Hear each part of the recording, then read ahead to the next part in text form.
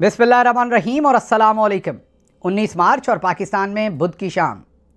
आज अभी तक की अहम खबरें और मेरा तज्जिया। आज की पहली और बड़ी खबर, बाप नंबरी बेटा 10 नंबरी, चोर भी कहे चोर चोर चोर। ये आपने सुन तो रखा था, आज आप देखेंगे भी। आपने बॉलीवुड हॉलीवुड फिल्मों में बेहतरीन परफॉर्मेंस देखी थी, लेकिन उससे भी बड़ी परफॉर्मेंस आज शरीफ ख़ानदान ने दी है, और दी भी लंदन में है। जो काम पुरखों ने पाकिस्तान में किया था, मतलब कि उनके वाले साहब और चचा और बहन और भाइयों ने और दूसरे कज़न्स ने पाकिस्तान में जिस तरह के कामयाबी के झंडे गाड़ते हुए अपने लिए सुप्रीम कोर्ट ऑफ पाकिस्तान से चोर और माफिया के टाइटल समेटे थे, अब अगली नस्ल वही काम बरतानिया के अंदर अंजाम दे रही है। उन्होंने कहा कि क्यों ना दिन दुगनी रात चौगनी तरक्की की जाए। जो हमारे वालिद साहब ने और चचा ने और कज़न्स ने पाकिस्तान में नाम समेटा, हम क्यों ना इंटरनेशनल प्लेटफॉर्म पर भी वही नाम समेटें। हसन नवाज़, नवाज शरीफ साहब के बेटे और मरियम नवाज़ के भाई अब चोर डिक्लेयर हुए हैं, टैक्स ना दहिंदा डिक्लेयर हुए हैं बरतानिया के अंदर, और वो भी अरबों रुपए के। जी हाँ, बरतानिया का डिपार्टमेंट HMRC, उन्होंने बाकायदा अपनी वेबसाइट पर अब इनको ये तमगा, क्योंकि इनको तमगे देने और लेने का बहुत शौक़ है, और 23 मार्च को फिर ये नए तमगे देने जा रहे हैं। तो 23 मार्च से बहुत पहले ही उन्होंने इनके लिए तमगा जारी कर दिया है, और HMRC की वेबसाइट पर अब हसन नवाज़ को बाकायदा टैक्स चोर जो है वो डिक्लेयर कर दिया गया है, टैक्स ना दहिंदा डिक्लेयर किया गया है। 9.4 मिलियन टैक्स चोरी किया गया है वहाँ की करेंसी में, 5.4 मिलियन इस पर जुर्माना है। टोटल ये 14.7 मिलियन जो पाकिस्तानी अरबों रुपया बनता है, ये टैक्स चोरी की गई है। अच्छा, आप सोच रहे होंगे कि ये इन्होंने कोई अनोखा काम किया। नहीं, ऐसा नहीं है। पूरी दुनिया को पता था कि ये यही काम करते हैं। इसीलिए जो एक बहुत ही मारूफ हिंदुस्तानी फिल्म है, नाम तो मेरे जहन से निकल गया है, उसमें नवाज शरीफ साहब का किरदार अनुपम खेर ने अदा किया था, और उनके बेटे का किरदार शाहरुख खान ने अदा किया था या निभाया था। और उन्हें बिल्कुल पता था कि ये ख़ानदान इसी तरीके से जो वालिद साहब ने पाकिस्तान में किया था, बेटा लंदन में करेगा। तो उन्होंने प्रीएम्प्ट करते हुए पहले ही इस स्क्रिप्ट पर फिल्म बना रखी है। तो आप सोचिए कि इनको हमसे भी ज़्यादा जो फिल्म मेकर हैं वो जानते हैं। ज़रा छोटी सी एक झलक देखिए, आज वही काम जो है वो हसन साहब ने किया है। और मुझे खुशी है कि तूने इस परंपरा को जिंदा रखा, बल्कि तू तो हमसे 2 कदम आगे निकल गया। हम तो सब हिंदुस्तान में फेल हुए, तूने लंदन में फेल होकर दिखा दिया। आप देख चुके हैं। तो मतलब वैसी ही सिचुएशन है जो अब पाकिस्तान के लिए भी क्रिएट हुई है। हजीमत जो इन्होंने यहाँ पर पहले की थी, अब वही लंदन में कर रहे हैं। जाहिर है जो यहाँ चोर होगा वो बाहर कैसे चोर नहीं होगा। अगली खबर भी पाकिस्तान की शाफिया के बारे में रखते हैं। पाकिस्तान में ख़वातीन के लिए जो माहौल है वो आपको अच्छी तरह से पता है। ख़वातीन के लिए जिस तरह का इन्वायरमेंट हमने क्रिएट कर दिया है, खुसूसन जो ख़वातीन सियासत में पब्लिक लाइफ में हैं, उनके साथ जो कुछ चौधरी निज़ामुद्दीन ने कर दिया है, और उसके अलावा शाफिया इन जनरल जो ख़वातीन के साथ सलूक करती है। कुछ ख़वातीन तो है ना, ये हमारी सरकारी हाजन जैसी जल्दी से औरत कार्ड निकाल लेती हैं, लेकिन वो ऐसी चीज़ों के ऊपर खामोश रहती हैं जहाँ असल में औरत की एम्पावरमेंट की बात होती है। ये साहब हैं जिनका नाम इफ्तिखार जोगज़ई है। मुबैना तौर पर इन्होंने और इनकी बेटी ने PIA की एयर होस्टेस पर तशद्दुद किया, उसका मुँह फाड़ दिया मुक्के मार मार के, और उसके दांत तोड़ दिए। आप दुरुस्त सुन रहे हैं, ये फ़्लाइट में थे, और मुबैना तौर पे ये रिपोर्टेडली कहेंगे, क्योंकि जो हमें सोशल मीडिया पर और मीडिया पर रिपोर्ट मिल रही है, तस्वीरें भी सामने आ रही हैं और वीडियोस भी सामने आ रही हैं, जिसमें ये कहा जा रहा है, ये क्लेम किया जा रहा है कि इफ्तिखार जोगज़ई जो कि कमिश्नर रहे हैं कोयटा के पहले, वो और उनकी बेटी साइमा जोगज़ई जो कि सफ़र कर रहे थे कोयटा का, और उस फ्लाइट में एयर होस्टेस ने इन्हें सीट बेल्ट बांधने के लिए कहा। वहाँ से तकरार शुरू हुई और इन्होंने एयर होस्टेस के मुंह पर मुक्का मार दिया, इसलिए कि वो किसी आम आदमी की बेटी है। अशराफिया बिल्कुल भी कंट्रोल में नहीं है, और हो भी कैसे जब चौधरी निज़ामुद्दीन ऐसे चोरों को ऊपर मुसल्लत करता है, और पूरे का पूरा सिस्टम जो है वो पाकिस्तान की इस अशराफिया ने हाईजैक किया है। तो फिर मिडिल क्लास आम नौकरी करने वाले लोगों को तो ये जानवर समझते हैं, कमी कमीन समझते हैं, कूड़ कबाड़ समझते हैं, और इनको लगता है कि जैसे हमारा दिल करे हम इनको वैसे ट्रीट करें, और ऐसे शायद फील करते हैं कि बाकी सब इनके ग़ुलाम हैं और ये बादशाह हैं। इंतहाई शर्मनाक हरकत है।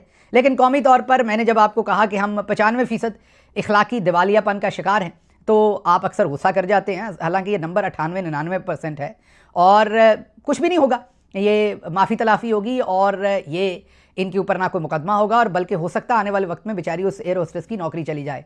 तो ये हमारे यहाँ अमूमी तौर पर होता है। कुछ ज़्यादा बड़ी ज़्यादती हो जाए तो हम 1-2 दिन ज़रा सोशल मीडिया पोस्ट वगैरह करते हैं, साथ मिलते हैं, और फिर अक्सर जिसके साथ ज़्यादती हुई होती है वो भी कंप्रोमाइज़ कर लेता है। चंद दिन पहले याद कीजिए, इस्लामाबाद की सड़क पर दो खवातीन को चंद उबाश नौजवानों ने सड़क पर मारपीट की थी, बाल खींचे थे।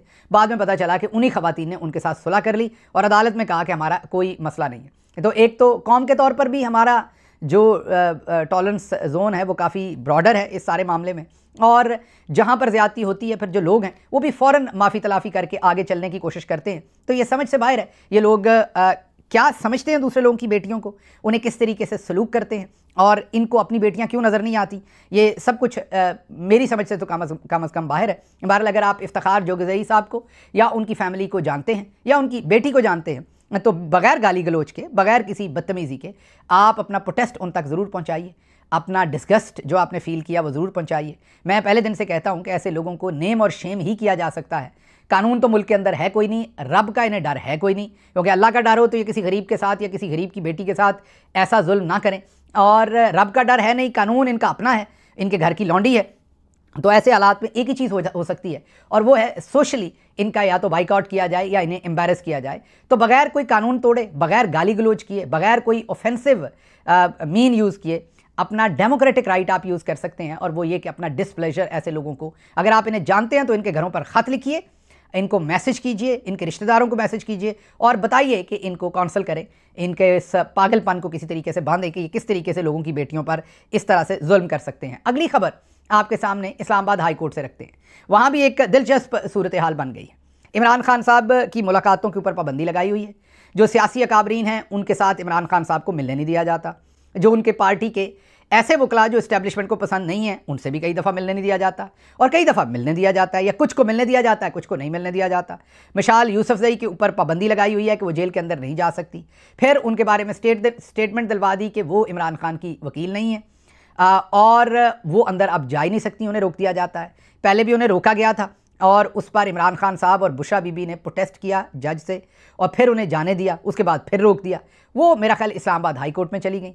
वहाँ पर इस्लामाबाद के जो जज हैं इजाज़ इसहाक, जी हाँ, जस्टिस इजाज़ इसहाक, उन्होंने वहाँ पर ऑर्डर्स दिए जो ऑर्डर्स ना माने गए, जिस पर उन्होंने तौहीन अदालत की कार्रवाई जो थी वो अडयाला जेल के सुप्रिटेंडेंट के ख़िलाफ़ शुरू कर दी।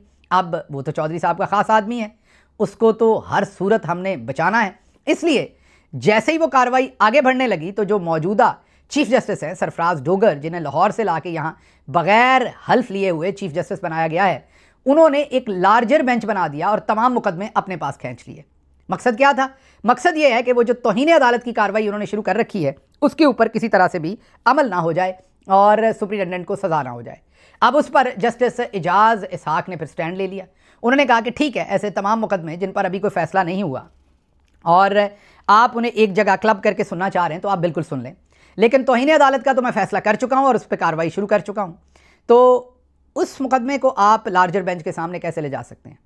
एक ही दिन लार्जर बेंच बनता है और अगले दिन उस पर समाअत भी शुरू हो जाती है। जज साहब ने कहा, जस्टिस इजाज़ इसहाक ने, कि इससे तो बेहतर था कि आप मेरी अदालत की जो बुनियादें उसमें बारूद रख के उड़ा दें। ये मेरी इज़्ज़त का सवाल नहीं है, ये अदालत की इज़्ज़त का सवाल है। अब से 3-4 दिन पहले अदालत ने एक यक रुकनी कमीशन बनाया था। सकीना बीबी नामी एक एडवोकेट को अदालती कमीशन बनाकर जेल भेजा था ताकि वो इमरान खान साहब से मुलाकात करके ये पूछ सकें कि मिसाल यूसुफजई क्या उनकी वकील हैं या नहीं है, और भी बहुत सारे 3-4 सवालात अदालत ने पूछे थे अपने कमीशन के थ्रू। जो नुमाइंदा अदालत ने मुकर्रर किया था, वो खातून जो वकील थी वो जेल गई। 3 घंटे तक सुप्रिटेंडेंट ने उनको इंतज़ार करवाया, लेकिन इमरान खान साहब से मुलाकात नहीं करवाई, हालांकि हाई कोर्ट की वाज़ेह हदायत थी कि उनको मुलाकात करवाई जाए और टाइम फ्रेम भी दिया था कि आज ही इतने बजे से इतने बजे तक मुलाकात करवाई जाए। आप खुद सोचिए कि जब चौधरी साहब का पीछे हाथ है तो अकेला अशफाक वड़ाइच SHO ही लोगों को धमकियाँ नहीं देता। इवन जो अडयाला जेल के सुप्रिटेंडेंट हैं उन्होंने भी हाई कोर्ट के अहकामात के बावजूद मुलाकात ना करवाई और अदालती कमीशन की जो रुकन थी वो नाकाम वापस आ गई और उन्होंने आकर अदालत को इन्फॉर्म किया। अब अदालत ने कार्रवाई आगे बढ़ानी थी तो उन्होंने अदालत ही चेंज कर दी, उन्होंने लार्जर बेंच बना दिया, जिस पर अब जस्टिस इसहाक ने स्टैंड ले लिया है। आज मतलब कल ये सारी कार्रवाई हुई है, आज के लिए लार्जर बेंच में भी सब कुछ अब मुख्तस है। कल के लिए, कल सुबह के लिए आज उन्होंने इसको लार्जर बेंच के सामने प्लेस किया है इस मैटर को, चीफ जस्टिस ने। साथ जस्टिस इजाज़ इसहाक ने भी कल के लिए ही इस मुकदमे को लगा लिया। उन्होंने कहा कि मैं भी इसे सुनूंगा। अब आप खुद गौर कीजिए कि ये जो नए चीफ जस्टिस हैं ये कितने कंट्रोवर्शियल हो गए हैं कि आते ही ये ऐसी हरकतें कर रहे हैं कि अब पैरेलल अदालत चल रही होगी और एक ही तरह के मुकदमे पैरेलल चल रहे होंगे। एक तरफ लार्जर बेंच सुन रहा होगा तो दूसरी तरफ जस्टिस इजाज़ इसहाक सुन रहे होंगे, और जाहिर है इसमें सारी शैतानी जो है वो नए चीफ जस्टिस साहब की है। देखते हैं कल क्या होता है, कोई इंसाफ हो पाता है या अदालत की इसी तरीके से बेतौकीरी होती है। मतलब कोई कसर तो छोड़ी नहीं गई वैसे बेतौकीरी करने की, जिस तरीके से इन्होंने मामलात को हैंडल किया है। अगली खबर जो है वो आर्मी चीफ और राणा सनाउल्लाह साहब के बारे में है। कल जब कौमी सलामती की कमेटी में आर्मी चीफ ने ये कहा कि गवर्नेंस के जो गैप्स हैं उनको शोहदा की लाशों के साथ, खून के साथ फिल नहीं किया जा सकता, ये गवर्नेंस को ठीक करना होगा। जाहिर है वो सीधा सीधा अटैक कर रहे थे शहबाज शरीफ पर और पीडीएम की पूरी हुकूमत पर। राणा सनाउल्लाह ने कड़ा जवाब दिया है उसके जवाब में, और उन्होंने ये कहा है कि गवर्नेंस के जो गैप्स हैं मतलब डेवलपमेंट और गवर्नेंस की खामी को दहशतगर्दी से नहीं जोड़ा जा सकता। ये राणा सनाउल्लाह का जवाब है। नाम उन्होंने आर्मी चीफ का नहीं लिया, लेकिन वो जवाब दे रहे हैं आर्मी चीफ को कि डेवलपमेंट और गवर्नेंस की खामी को दहशतगर्दी से नहीं जोड़ा जा सकता। अब अगर राणा सनाउल्लाह ठीक कह रहे हैं तो इसका मतलब है कि आर्मी चीफ ने गलत बयानी की, और अगर आर्मी चीफ ठीक कह रहे हैं तो फिर राणा सनाउल्लाह ने गलत बयानी की। फैसला इन दोनों ने आपस में करना है कि वो क्या करते हैं। वैसे तो बहुत ही कुर्बत है दोनों की आपस में, मतलब कि नून लीग और आर्मी चीफ की, लेकिन इस चीज़ के ऊपर देखते हैं कि ये आपस में क्या फ़ैसला करते हैं, क्योंकि मेरे ख्याल में तो ना यहाँ गवर्नेंस है और ना ही दहशतगर्दी के ख़िलाफ़ कोई रिजॉल्व है। ये दोनों में से कोई काम भी इकट्ठे नहीं करना चाहते। अगली इसी से रिलेटेड आपके सामने चीज़ रखते हैं, और वो ये है कि एक तरफ तो ये गवर्नेंस की बात करते हैं, मीन के गवर्नेंस के जो गैप्स हैं, और दूसरी तरफ लोगों के बच्चे उठाए जाते हैं। अब अहमद नूरानी साहब की जो वालदा है उन्होंने अदालत के अंदर पटिशन कर दी है अपने दोनों बेटों की गुमशुदगी की, क्योंकि उन्हें रात लॉ इन्फोर्समेंट उठा के ले गई थी, आपको बताया था हमने, तशद्दुद भी किया गया था, और वजह बनी थी अहमद नूरानी की वो स्टोरी जो उन्होंने की थी आर्मी चीफ और उनकी फैमिली का जो एक्सेसिव असर रसूख था, या उन्होंने अपनी पोजीशन का इस्तेमाल करके अपने ख़ानदान को जो फ़वाइद पहुँचाए थे उसके ऊपर अहमद नूरानी ने जो स्टोरी की थी उसके ऊपर उनके दोनों भाइयों को अगवा कर लिया गया था। वालदा पर तशद्दुद था। अब उनकी वालदा ने जाकर एक पटिशन किया इस्लामाबाद हाई कोर्ट के अंदर, और ये है मेरा ख्याल गवर्नेंस को गैप को जो गवर्नेंस के गैप है ना उनको फिल करने के लिए ये किया जा रहा है। एक और तहरीक इंसाफ के कारकुन वसीम वज़ीर को भी इस्लामाबाद से उठा लिया गया है। वसीम वज़ीर को 9 मई एहतजाज के दौरान गोली भी लगी थी और वो ज़ख्मी भी हुए थे, अब उनको भी उठा लिया गया है। इससे पहले साद तारक, फरहान चिश्ती, उस्मान महमूद, अब्दुल हनान और अमजद कदीर को भी उठाया जा चुका। तो लग ये रहा है कि ये जो नौजवानों को उठाया जा रहा है शायद ये वही गैप फिल करने के लिए उठाया जा रहा है, और अब लोगों के बेटों को उठाया जाएगा, माओं पर तशद्दुद किया जाएगा, और शायद इसी से गवर्नेंस के जो गैप हैं वो फिल होंगे। अगली खबर की तरफ चलते हैं जी। अगली खबर जो है वो डीजी ISPR साहब की है। डीजी ISPR साहब ने 17 मार्च को पंजाब रेंजर्स के शेरदिल नौजवानों को अफ्तारी के जो डिनर के मनाजर थे उनको अपनी फेसबुक अकाउंट के ऊपर नशर किया। ये बिल्कुल वही अकाउंट है जिस पर पहले उम्मे हरीम भी बहुत कुछ लिख चुकी हैं। याद कीजिए, इसी अकाउंट से उम्मे हरीम नामी एक अकाउंट ने जिसको रीट्वीट किया था या रीपोस्ट किया था फेसबुक के इस पेज पर, जिसने तहरीक इंसाफ के ख़िलाफ़ प्रोपेगेंडा किया था, और वो पहला टाइम था जब ये पता चला था कि ISPR का दफ्तर असल में तहरीक इंसाफ के ख़िलाफ़ काम कर रहा है, और उन्होंने ये फ़ेक अकाउंट्स उम्मे हरीम और पता नहीं कौन कौन से अकाउंट्स बनाकर, फ़ेक अकाउंट्स बनाकर जो है वो कार्रवाई शुरू कर रखी है। यकीनी तौर पर कोई ऐसा ऑफिसर या कोई ऐसा अहलकार होगा जो उम्मे हरीम के अकाउंट को भी चला रहा होगा या किसी और अकाउंट को चला रहा होगा, और साथ ISPR के भी, और उसको पता नहीं होगा उस टाइम कि वो किस अकाउंट से लॉगिन है, और उसने गलती से उस वक्त ये रीट्वीट या रीपोस्ट कर दी होगी उम्मे हरीम की वो पोस्ट जो आपको हम स्क्रीन पर दिखा भी रहे हैं। तो वही उम्मे हरीम वाला अकाउंट ही फेसबुक जो है, जो ऑफिशियल अकाउंट है वैसे ISPR का, वो ऑफिशियल अकाउंट है जिससे उम्मे हरीम को भी रिपोस्ट किया गया था। उस अकाउंट से ये पंजाब रेंजर्स की अफ्तारी के जो वीडियो या उसकी तस्वीर या उसकी पोस्ट लगाई गई, नीचे अवाम ने फिर रिस्पांस देना शुरू किया। और आपको पता ही है आजकल अवाम भी तो आपको पता है गवर्नेंस के जो गैप्स हैं उन्हें फिल करती है ना। एक तरफ तो चौधरी साहब गवर्नेंस के गैप्स फिल कर रहे हैं ना लोगों को उठा के, अवाम अब उठा तो सकती नहीं, अवाम के पास ना बंदूक है ना होनी चाहिए, जाहिर है अवाम तो पुरअमन है और उन्हें पुरअमन ही रहना चाहिए। अवाम ना डबल कैबिन डालों से किसी को उठाती है, तो अवाम तो रिस्पॉन्स सोशल मीडिया पर ही दे सकती है, लेकिन वो भी ग्रां गुजरता है। तो अवाम ने जब भरपूर किस्म की वहाँ पर फीडबैक दी तो फीडबैक इतनी ज़बरदस्त थी कि फिर चौधरी साहब ने फौरी तौर पर वो अपनी पोस्ट ही डिलीट कर दी। जी हाँ, उम्मे हरीम वाले अकाउंट पर वो जो शेरदिल जवानों की पोस्ट थी वो डिलीट कर दी गई, क्योंकि उसके नीचे जो कमेंट्स थे वो बस ऐसे थे कि उनको लगा कि अब बेहतरी इसी में है कि यहाँ पर डिलीट करो और यहाँ से जो है वो साइड पे हो जाओ, क्योंकि अगर वो पोस्ट वहाँ पर रह गई तो फिर मामला जो हैं वो ख़राब हो जाएंगे। अच्छा, जो अगली खबर आपके सामने रखनी है वो खबर है कि बलूचिस्तान के अंदर मामला जो हैं वो और ज़्यादा ख़राब हो रहे हैं। योब जो बलूचिस्तान का इलाका है वहाँ पर एक धमाका हुआ है, 2 सिक्योरिटी फोर्सेस एहलकार शहीद हो गए हैं।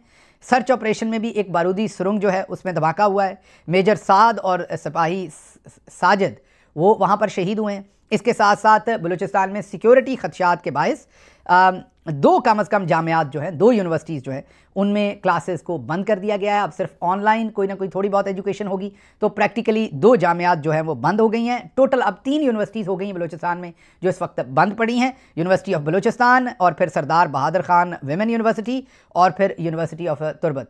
ये तीनों यूनिवर्सिटीज़ इस टाइम बंद हैं। आज 8वां दिन है गालिबन, और जो ट्रैक है कोयटा से पेशावर, कोयटा से कराची या कोयटा से अंदरूने मुल्क की कोई भी जो ट्रेनें हैं वो मुकम्मल बंद पड़ी हैं। कोयटा के साथ रेल का राब्ता जो है वो बंद है, वो 8वां दिन है, और उसके साथ अब यूनिवर्सिटीज़ भी बंद हैं और भी बहुत सारी ट्रांसपोर्ट और दूसरी चीज़ें वहाँ पर बंद हैं। तो आप खुद सोच लीजिए कि लॉ एंड ऑर्डर के बलूचिस्तान के अंदर मामला क्या हैं। लेकिन हमारी प्रायोरिटी ये है कि अहमद नूरानी ने आर्मी चीफ की फैमिली के ऊपर स्टोरी क्यों की है, और हमने स्टोरी के ऊपर कोई जवाब नहीं दिया। हमने जाके अहमद नूरानी के घर वालों को उठा लिया है और मारपीट की, और दूसरी तरफ और जो नौजवान हैं उनको हम आपको बता रहे हैं कि उनको उठा लिया गया। अगली खबर, और वो भी बड़ी इंटरेस्टिंग है, कि चीफ जस्टिस याया अफरीदी ने आपसे अब मुखातब होने के लिए सुप्रीम कोर्ट में कोई आपसे रिश्वत मांगे तो व्हाट्सएप पर इतला दें। नंबर है 0326444244। अब सबसे बड़ी रिश्वत तो खुद जस्टिस अफरीदी साहब ने मांगी हुई है। रिश्वत में ही तो वो चीफ जस्टिस बने हुए हैं, मतलब उनको लगता है कि कोई अहलकार पैसे मांग लेगा तो वो रिश्वत है। अब जाली तरीके से चीफ जस्टिस बन जाएं वो रिश्वत नहीं है, मर्जी अवाम की है। मेरा ख्याल है कि व्हाट्सएप नंबर आपके हाथ आ गया, पाकिस्तान से मैसेज ना कीजिएगा, या आपको उठा लेंगे, वहाँ से इज्तनाब कीजिएगा, क्योंकि कोई ऐसा मैसेज उठाएंगे तो करेंगे तो ये आपको फिर कोई ना कोई कार्रवाई करेंगे। लेकिन बैरून मुल्क पाकिस्तानी तो ये कर सकते हैं। तो व्हाट्सएप नंबर आपके पास है, गाली गलोच नहीं कीजिए, कानून के अंदर रहते हुए इनको बताइए ज़रूर कि ये कर क्या रहे हैं और इनका असल चेहरा क्या है वहाँ पर, मीन हमारी अदलिया का, और किस तरीके से मिलिट्री कोर्ट्स का केस हो या दूसरे केसेस हों उसमें इन्होंने मिल मिलाकर किस तरीके से अपनी कार्रवाई डाली है, और किस तरीके से ये जाली तरीके से चीफ जस्टिस बने, और पूरा आईनी बेंच और पूरी सुप्रीम कोर्ट के ऊपर जो धावा बोला गया है उसमें इनका किरदार क्या रहा है। मुझे यहाँ से इजाज़त दीजिए। अल्लाह आपका हामी और नासिर हो। पाकिस्तान जिंदाबाद।